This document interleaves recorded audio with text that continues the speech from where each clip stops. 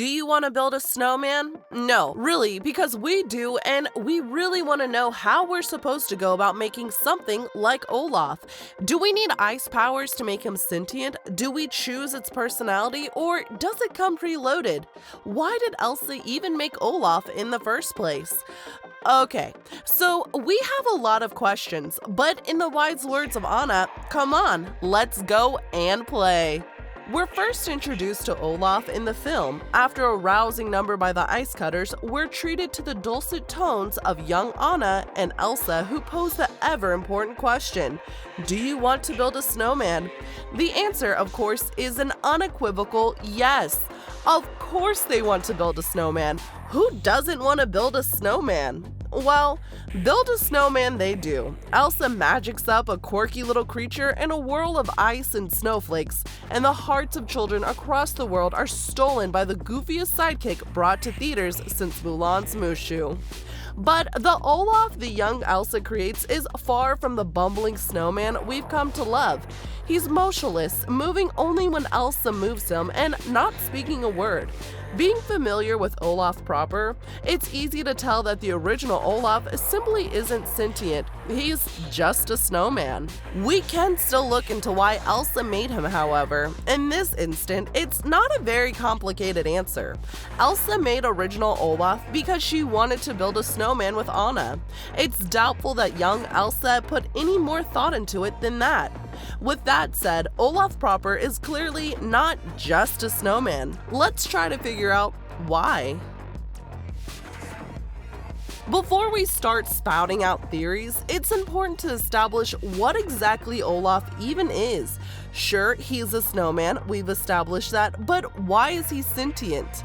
Olaf is made of magic, snow, and a carrot. We know that the snow and the carrot are real because he melts in the heat and Sven kept trying to eat his nose.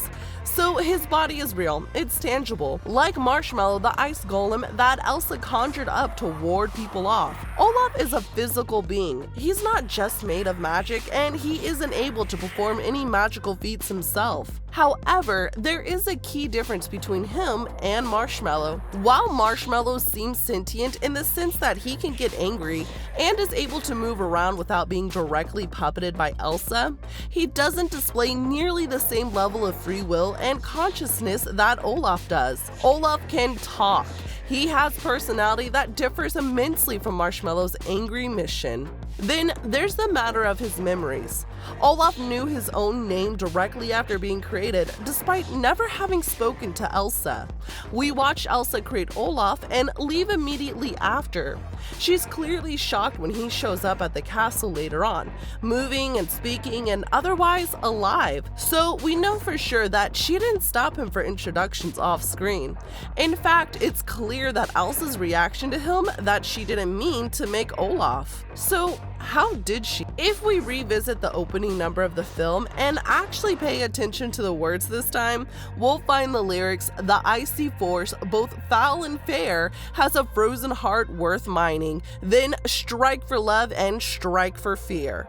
These lyrics both foreshadow the entire conflict of the film. Elsa's internal conflict between embracing love and cowering in fear tells us another story. Referring to the frozen water, they say, "This icy force, both foul and fair, has a frozen heart worth mining."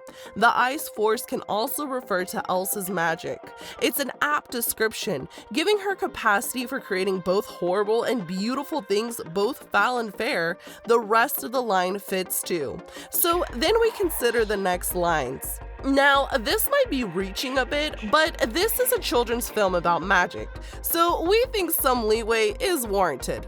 On the mountain, Elsa created two sentient beings, Marshmallow and Olaf.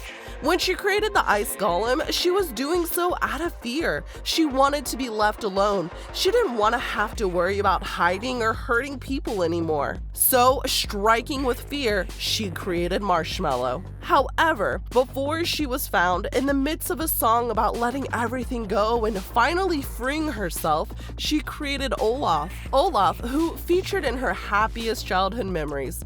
Olaf, who had been her final creation before she saw her powers as a curse.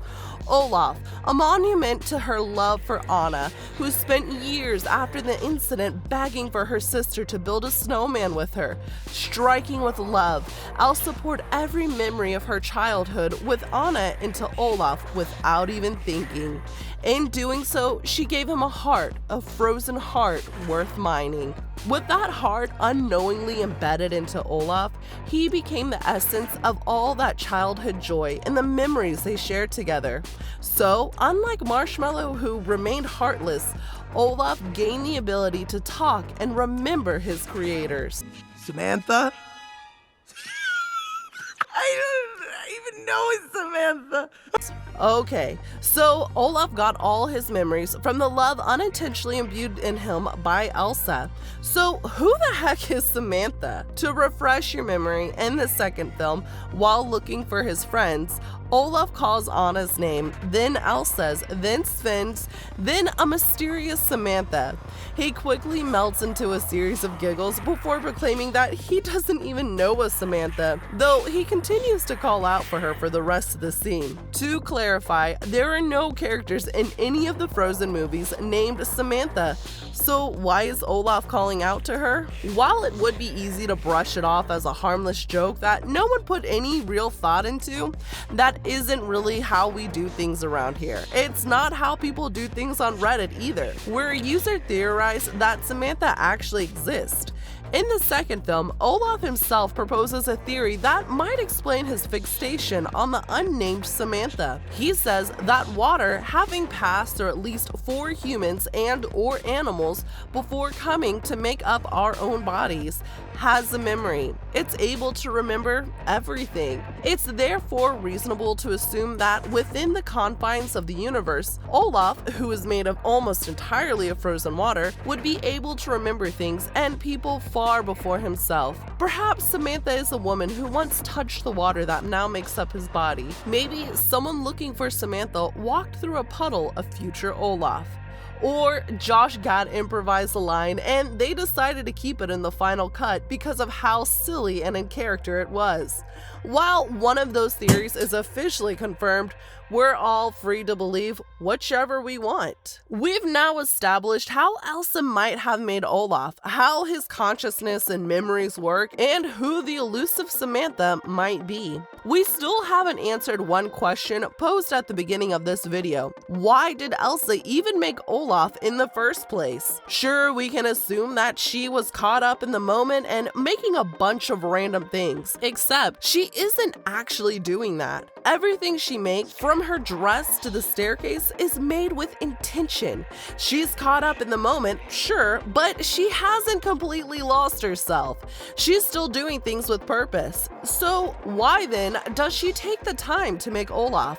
The answer lies in another musical number, this time the extended edition of Do You Wanna Build a Snowman? The song is nearly identical to the version featured in the film, with the exception being that it's a little bit longer. If you're familiar with the film in any capacity or have spent any measure of time around a toddler since 2013, you've heard the song before.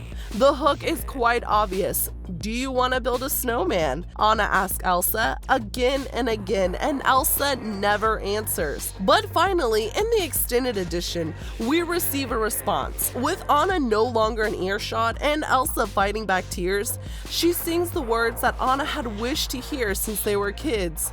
I want to build a snowman. Elsa made Olaf because all she had ever wanted to do was make a snowman with her sister. When she was finally free to do whatever her heart desired, she did just that. From her act of love, whether intentional or not, Olaf was born. Do you think Elsa meant to make Olaf? Let us know in the comments below, and we'll see ya in the next one. Thus, I live, and so do you.